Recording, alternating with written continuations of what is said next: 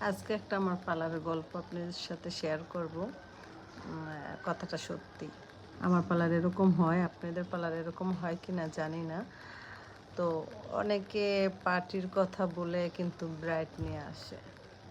অনেকে এসে বলে, আপু পার্টি সাজ কত, কি কেমন? তা আমাদের এখানে পার্টি সাজ ১,০০০ টাকা রাখি, তারও কমও রাখি।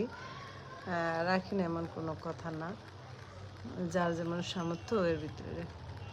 তো অনেকে বলে যে, আপু আমি পার্টি সাজবো। ঠিক আছে, আসেন সাজেন। তো বলে, আপু আসতেছি বাসা থেকে। তো বাসা থেকে নিয়ে আসে বউ সাজাতে। তখন তো আমরা দেখে বুঝি যে এটা বউ।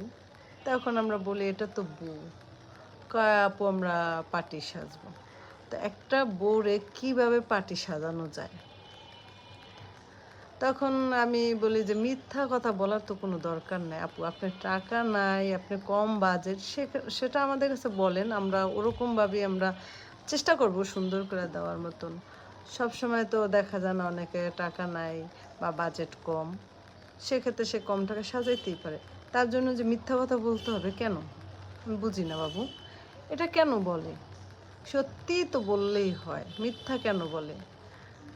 তো আমরা একটা বউ যদি সাজাইতে যাই, আমাদের অনেক খরচ পড়ে যায়। তো পার্টির সাজের মতন তো আর সাজাতে পারি না।